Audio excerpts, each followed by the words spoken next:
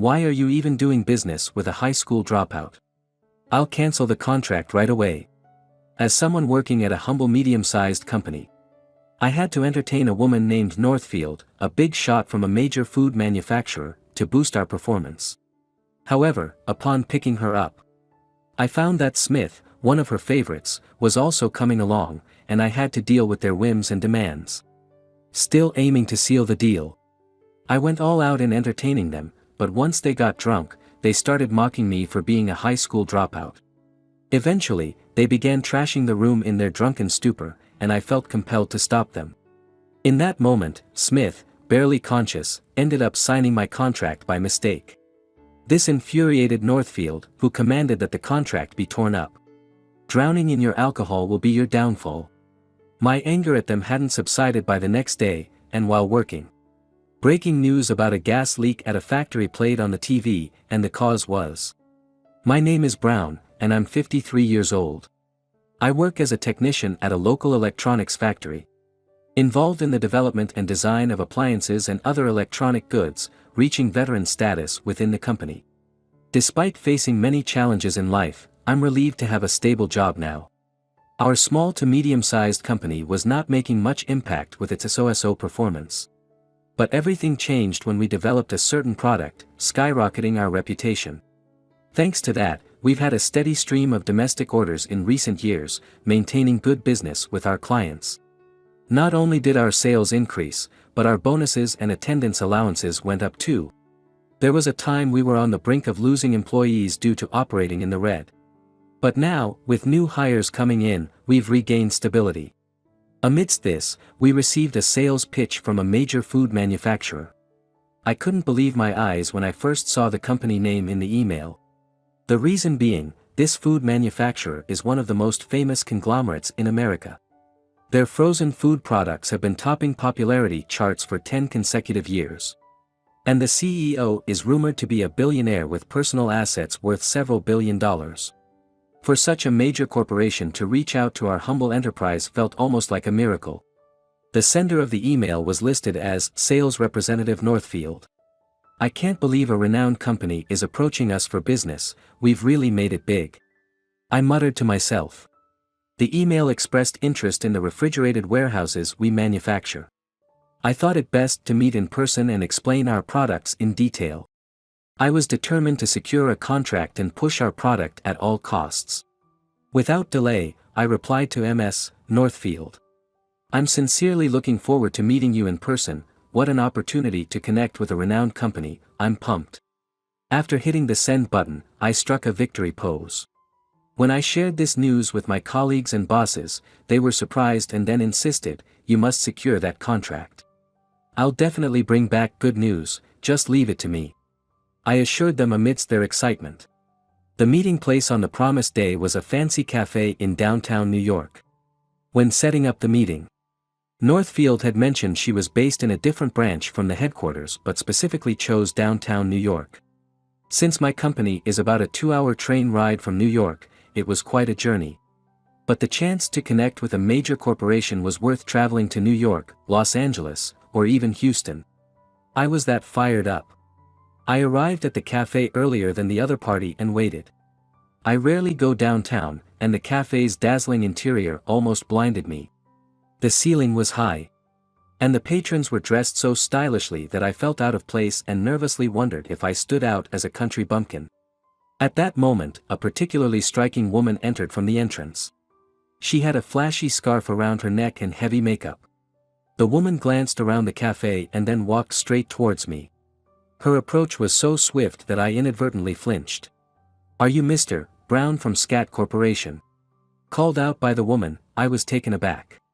It was Northfield, my meeting partner for today. Realizing she was my business counterpart, I quickly stood up and took out my business card. "It's an honor to meet you, I'm Brown, handling both technical and sales roles at Scat Corporation." Northfield smiled slightly as she took my business card. "Well, is this your first time meeting someone from another company? You seem quite nervous." "No, not really that much." My overenthusiasm made her laugh at me as if I were a country bumpkin. Trying to hide my embarrassment, I flashed a sales smile. She also took out her business card and handed it to me. Looking forward to working with you today. Thank you, I appreciate it. As I went to take her business card, the bright red nail polish on her nails caught my eye, making me swallow hard. Psychologically, those who wear red in a business setting are considered bold and adept in leadership. However, on the flip side, it can also come off as domineering, giving off an intimidating vibe. Afterwards, we sat down facing each other and ordered some drinks. Before getting down to business, I tried to lighten the mood with some small talk. This place really is calming and stylish, do you come here often? Northfield didn't answer right away, instead taking a sip of her tea. Her slow pace kept me on edge, unable to relax. Well, a woman of my stature only fits in at cafes like this. Wow, that's really something, coming from a major corporation. I was bothered by how informally Northfield had been speaking since we met. Indeed, in terms of performance and recognition, she was leagues ahead. But in business, it's fundamental to be a bit formal and more professional. Being from the countryside, you're not used to New York, are you? Northfield said, laughing at my tense expression. She appeared to be in her late 40s, sizing me up as if evaluating me. Despite ordering a coffee that cost $8, I couldn't taste it at all. The $1.30 canned coffee I drink with my colleagues would have been much better. Stepping out of the cafe after my first meeting with Northfield, I was overwhelmed with exhaustion. Throughout, she boasted about how incredible her company was and how she was an exceptional career woman. I wanted to get to business discussions quickly, but listening to her was also crucial for building trust. As the sales manager, I've received high praise and might even get promoted soon, she mentioned. Wow, that's impressive. I kept smiling and nodding until Northfield seemed satisfied. Realizing I had spent 2 hours listening to her, I hurriedly changed the subject. I apologize, Miss Northfield, I was so captivated by your story, I didn't notice the time. Oh dear, I must have talked too much. She checked her watch, covering her mouth. We're running late, but let's get to the original purpose, the product presentation. I placed the product catalogs and materials I brought on the table. However, she stood up without even glancing at them. Huh, are you going to the restroom? Northfield grabbed her bag and smiled. Sorry, I have another appointment, let's hear your story next time. She said and left the cafe with light steps. What was that all about? Was I just made to listen to bragging for nearly 2 hours? I voiced my dissatisfaction, paid the bill, and left the cafe. I had intended to report success to my company, but all I could say was that I went out for expensive coffee. After a 2-hour train ride, I returned to the office. I'm back. In contrast to my heavy steps, my colleagues greeted me with bright faces. My boss rushed over eagerly asking, how did it go, obviously waiting for the results. Well, you see. Unable to lie, I reluctantly shared everything that happened with Northfield. As expected, everyone was disappointed with the outcome that differed from what they had imagined. Feeling guilty for not meeting their expectations, I was sorry. But then, my boss made a tough face, grabbed my shoulders, and commanded, keep entertaining her. Entertain, as in take her out. My boss nodded firmly in response to my question. Desperate not to lose the connection with the major corporation, he came up with a plan to wine and dine Northfield before bringing up the contract again. Honestly, I doubted that pampering her, given her love for boasting, would easily lead to a successful discussion. Yet, my colleagues began to agree with the boss's suggestion. Their enthusiastic gazes turned towards me. Naturally, I had no right to refuse and was ordered to entertain Northfield. After contacting her to say I wanted to treat her at an upscale restaurant, she quickly replied over the phone. You want to treat me, you've got good taste, I'm looking forward to it, she said. I made a reservation for 2 at the traditional restaurant my boss recommended. With a hint of anxiety, I faced the promised day. Heading to the station in the company car to pick her up, I quickly spotted a woman who seemed to be Northfield. She was wearing a flashy suit today as well, with bright red lipstick. Beside her stood an unfamiliar young man. I got out of the car and approached her. Ms. Northfield, sorry to keep you waiting, and, who might this be? Glancing at the man, a young guy around 24, smirking. This is Smith, one of my subordinates, go on, say hello. Hi there, I'm Smith, is it true you're treating us, thanks in advance. He said with an informal politeness that caught me off guard. It seemed this man was her favorite. Indeed, up close, he had a refreshing look. But more importantly, I had only made reservations for two, Northfield and I. Having an extra person was unexpected. Wanting to complain, I tentatively voiced my concerns to Northfield. If you were bringing Mr. Smith along, I wish we had been informed in advance. But she didn't allow any backtalk, glaring sharply at me. Do you have a problem with that? It doesn't make a difference if it's one person or two, right? But, we need to inform the restaurant, or it will cause them inconvenience. Smith, having watched our exchange, spoke up to Northfield. Maybe we should just head back today, boss, it's not cool to call someone out and then treat them like this, huh? Maybe we should, let's go to our usual bar instead. She suggested, smirking at me. It felt like she had brought Smith along just to trouble me, which was infuriating. However, I had a mission to secure a contract. Putting aside personal feelings, I remained calm. My apologies, the cuisine at the restaurant is exquisite, and I would truly like both of you to enjoy it. I said, opening the rear door of the car for Northfield and her company. That's more like it, she said with satisfaction. Man, I'm excited, I've never been to an upscale restaurant before, Smith exclaimed. The two of them started chatting away, completely ignoring me. Not only Northfield but also her subordinate Smith proved to be incredibly rude. I felt a stomachache coming on from the stress and sighed softly, hoping they wouldn't notice. Upon arriving at the restaurant, I immediately apologized to the owner and asked if we could add one more person. The owner, familiar with my boss, graciously agreed to accommodate us. See, what's the big deal about adding one more person? You're amazing, boss. Behind me, Northfield and Smith were clamoring to be taken to our private room. The owner frowned for a moment but then led us to our room with a warm smile. Soon, the courses we reserved were served, along with bottles of sake. Please, don't hold back, enjoy your evening to the fullest. I offered, pouring sake for Northfield and Smith. Man, I feel kinda bad being younger than you, Mr. Brown, Smith joked. What are you talking about? We're superior people, so it's only natural for us to be served like this. Northfield said, as they both downed their drinks and laughed heartily. Then, the two of them started devouring the food and drank sake as they pleased. As for me, since it was a business entertainment, I restrained myself from eating much and focused solely on pouring drinks for them. Whenever their glasses were empty, I promptly refilled them. About 30 minutes after we arrived at the restaurant, Northfield and Smith's faces turned bright red. Maybe you should stop drinking now, if you get any more drunk, you won't be able to go home. Quiet, come on, pour it already. She slurred, pushing her glass towards me. Then, she suddenly started talking about herself. You know, I graduated from a national university with an entrance score of 70, I'm not like ordinary people. Such an excellent academic background too, boss, yes, an elite. Smith chimed in, flattering her immediately. He always praises Northfield like this, no wonder he's a favorite. And what university did you attend? Me. Caught off guard by the sudden question, I became visibly flustered.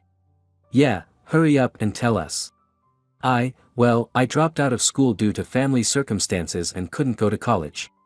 The truth about me is, as a middle school student, I had to give up further education because my parents, who ran their own business, fell ill. After graduating, I helped out at home until around the age of 20 when my parents closed their business and told me to find a proper job. Since then, I've worked hard, eventually earning enough to send money back to my parents. Lost in these memories, the snickering from Northfield and Smith grew louder. You're a dropout, that's hilarious. Exactly, it's audacious for someone like you to try and get close to our elite boss. Their behavior, worsened by drunkenness, was appalling. Thinking about how impossible a contract discussion seemed now, I wondered if their inebriated state might actually work to my advantage. Feeling mocked and indignant, I pulled out my company's documents and the contract from my bag.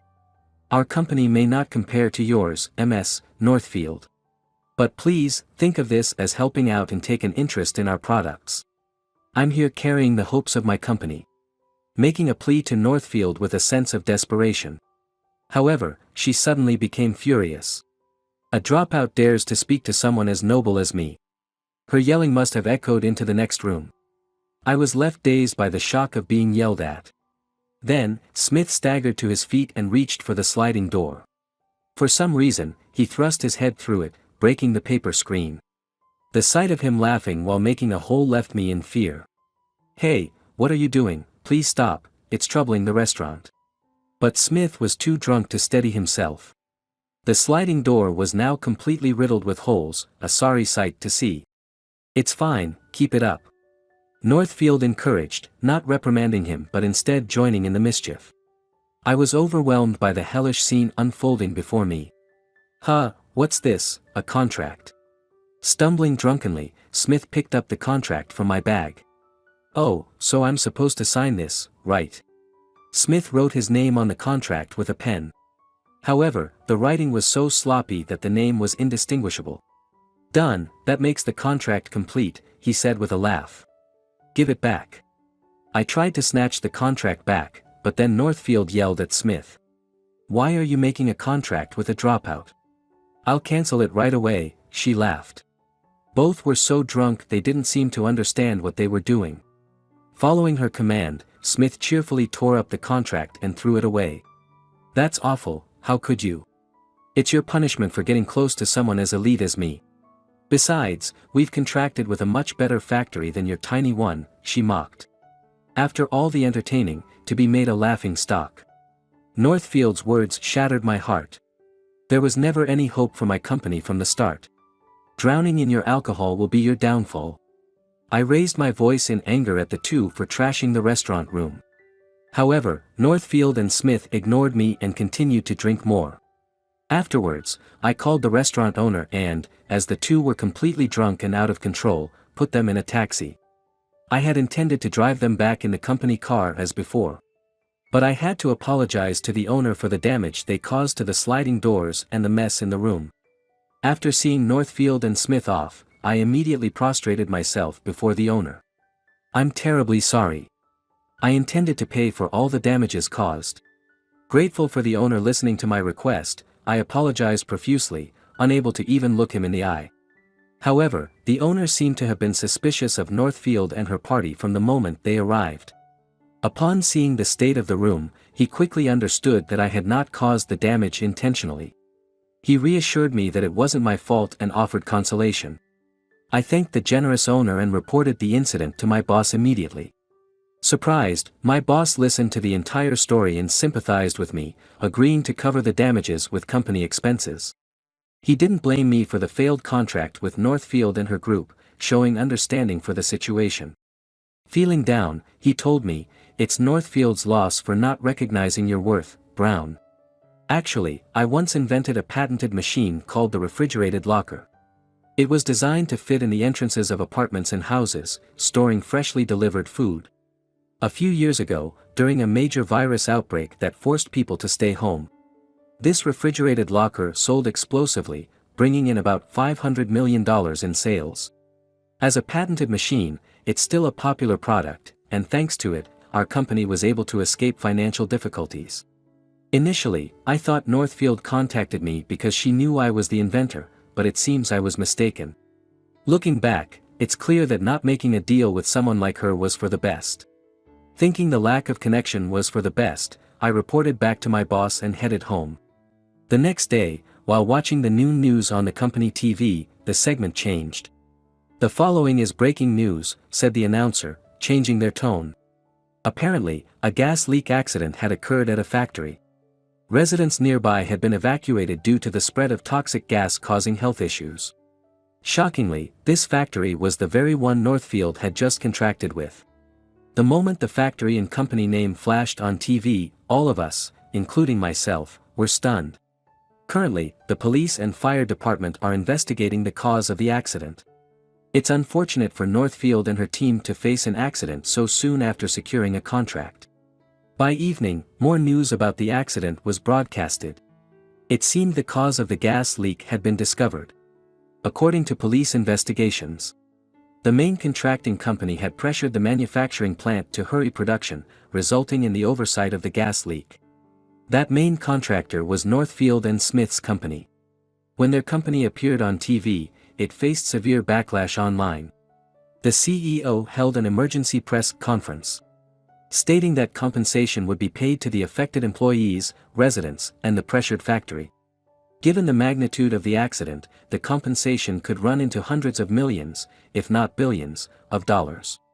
Had they continued the contract with me, this disastrous accident might have been prevented. Watching the TV, I worried about the well-being of those affected. The next day, additional news came in. Fortunately, there were no fatalities. But Northfield's company had incurred debts over $1 billion and apparently managed to pay the compensation. The factory manager was arrested on charges of professional negligence. Yet, the backlash hasn't stopped, and I hear their company is still inundated with complaints. All their deals were likely cancelled as a result of this horrific accident, which has rapidly led to their downfall. A week later, with many questions still unanswered, the company went bankrupt due to financial difficulties, and the factory was shut down. I wondered what became of Northfield and Smith but decided it was best to forget about them as they were no longer my concern. A month after their company's bankruptcy, while I was working as usual, the company doorbell rang. I spoke into the intercom. "Hello, who is it?" The person on the other side said they were here on business and pleaded for a chance to talk. The voice sounded female. Since work was manageable at the moment, I agreed to at least hear them out and asked the visitor to wait in the reception room. When I entered the reception room a bit later, I couldn't believe who was there. Sitting on the sofa were Northfield and Smith. I immediately stepped back upon seeing them. "Why are you two here?" Contrasting with my reaction, Northfield and Smith just smirked. "Why, because you let us in," they laughed. "Come on, don't just stand there, have a seat on the sofa," they joked. Their company was supposed to have gone bankrupt, so I couldn't help but wonder why they were here. Sitting down on the sofa with caution, I asked, "So, what did you need?" Northfield signaled to Smith, who then took out some documents from his bag and spread them out in front of me. The documents contained descriptions of various products. "We'll get straight to the point, we want to make a contract with you." "What?" I couldn't believe what I was hearing. "I don't understand, your company should have gone bankrupt after that accident, right?" Northfield then took out a handkerchief and pretended to wipe away tears. "Yes, that accident was truly terrible. We, the employees, dealt with complaints and the aftermath. Well, various things happened, and I ended up changing jobs," she explained. It turns out that after the bankruptcy, Northfield started her own company. She, along with a few employees including Smith, is now running an online sales operation. If President Northfield hadn't reached out to me, I would have been lost. She's my benefactor. Smith, with tears in his eyes, flattered Northfield sitting next to him. Even after their company went bankrupt, the fact that Smith was still Northfield's lackey was disappointing to hear. "Our website offers a variety of products for people around the world to purchase. And we were hoping to include your product as well," Northfield proposed.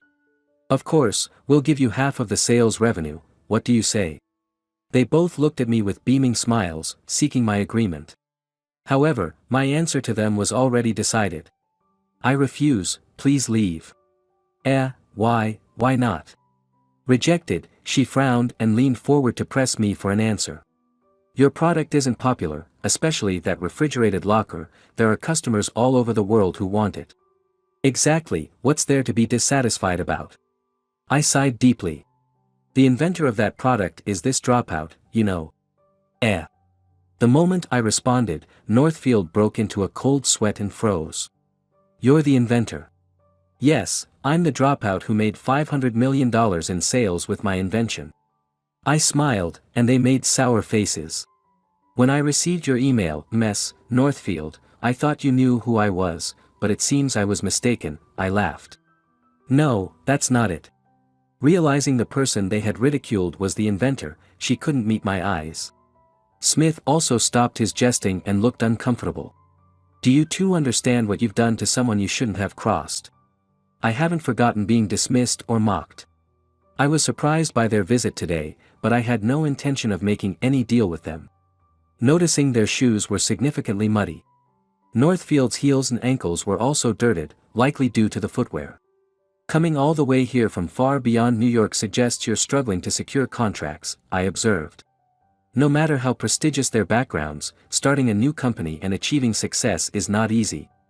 They're likely visiting companies they've dealt with in their previous jobs because they haven't gotten off to a good start. Unfortunately, I'm short on time, so I'll have to ask you to leave. I was about to leave the reception room when suddenly. Wait, please. Smith grabbed my arm, stopping me. Mr. Brown, you're right, our company isn't making any money at all. Hey, Smith, don't say things on your own. He started spilling the truth, and Northfield began to panic. It's true, isn't it, boss, we're running at a loss this month too, and you haven't paid our salaries, right? She stayed silent, seemingly hit the nail on the head. So, please help us, Mr. Brown, we'd be happy to entertain you. Yeah, the food and drinks at that restaurant last time were delicious, so this time let us treat you. Their desperate plea made me burst into laughter. That's impossible because you two have been banned from there, I chuckled. The restaurant owner forgave our company because we're regulars. However, he didn't forgive Northfield and Smith for making a scene and punching holes in the sliding doors. We've compensated for the damages, but you two can no longer set foot in that restaurant for the rest of your lives. It's a pity, considering it's a prestigious restaurant frequented by celebrities, I told them. That's just. Smith was devastated, clutching his head in despair. Please, I'm really begging you, help us. Before asking for help, don't you have something to say to me? After all, I was ridiculed quite a bit, wasn't I? Under my glare, Northfield slowly lowered her head, trembling. I'm terribly sorry for what happened. Following her lead, Smith quickly apologized too. I also regret my rude behavior and comments. Having finally received an apology from them, I opened the door. Now, please leave. What about the contract? Why would I make a deal with someone like you? Growing impatient with their refusal to leave, I practically forced them out of the company. Come on, give it up and go home. Hey, don't handle us roughly. When I had pushed them outside the company, a stranger with a camera emerged from hiding. And started snapping photos of us. I was confused for a moment, but seeing Northfield and Smith turn pale and yelling, "Stop it," gave me a clue. Hey, cut it out. We have nothing to do with this. They covered their faces with their hands and hid behind me. Since this was company property, stepping any further would be trespassing. I stood in front of the man and warned him. Please refrain from unauthorized photography, step any further, and I'll call the police, you know. The man stopped taking photos and stared at me intently. Are you an employee here? He asked. After I nodded, he pulled out a business card from his pocket and handed it to me. It appeared he was a photographer working for a publishing house. He mentioned that the gas leak accident still had many unresolved questions. And that he intended to investigate until the truth was unveiled. Then he revealed he had been investigating the employees of the bankrupt company and was currently tailing Northfield and her group. I never imagined Northfield and her team were being targeted by a publishing house. Catching their eye, they silently pleaded with me not to say anything. The photographer asked for information, but I had no reason to protect Northfield and her team. However, since I was at work, I agreed to help if I could remain anonymous, using only the company name and mine. He eagerly agreed. Actually, I entertained these two the day before the accident happened, I disclosed. I detailed their behavior at the restaurant and how they trashed the room. I also revealed how they tore up the contract because they had made a new deal with another factory. The photographer was fervently taking notes, saying, "This information is nowhere else." He suspected Northfield was involved in the cause of the accident. Speculating she pressured the factory to rush production to meet delivery deadlines. Is that true, Ms. Northfield? Northfield jerked in an exaggerated shock, her eyes darting around. Then Smith spoke up. It's true, I saw President Northfield threatening the manager over the phone. Are you betraying me? It's your fault for not paying our salaries no matter how long it's been. The moment Smith made his accusation, the photographer's demeanor changed instantly. and he began to interrogate Northfield. She desperately covered her face and fled, saying, "I have nothing to do with this." Smith and the photographer chased after her, leaving me alone at the scene. Having been caught in such a stormy situation, I felt relieved knowing I would never have to deal with them again and returned to my post. 3 days later, reading a weekly magazine, I saw a photo of a woman resembling Northfield and Smith, pixelated for privacy. The magazine stated, "The gas leak accident began when the director pressured the manager to hurry deliveries." It also exposed Northfield's harassment and misconduct towards her employees. The incident at the restaurant was mentioned, but my name and the company's were kept confidential. That photographer, although a bit pushy, kept his word. Now, Northfield's company had unsurprisingly gone bankrupt. Her tyrannical behavior and failure to pay wages led to employees engaging in what's known as sabotage or willful neglect of duties, making it impossible to continue operations. This resulted in a loss of trust from clients and led to claims for damages. The website was shut down, and the company was quickly driven into bankruptcy. Smith, once Northfield's right-hand man, also abandoned her to find another job but was fired after people who read the magazine recognized him. Burdened with massive debt, Northfield is still being pursued by various publishing houses and hasn't landed any decent job. Moreover, the release of the magazine led to her being caught by the victims, who filed lawsuits against her. She never would have imagined that neglecting our contract would lead to such a disaster. On my end, life has remained largely unchanged. No publishing houses or reporters have shown up at the company, it's as peaceful as ever. However, a recent change is that I've invented something new and obtained a patent. The invention's success has led to a surge in orders from abroad, enhancing our company's reputation and performance further. My contributions have been recognized, and I've received a reward. Cutting ties with bad influences seems to have brought fortune my way.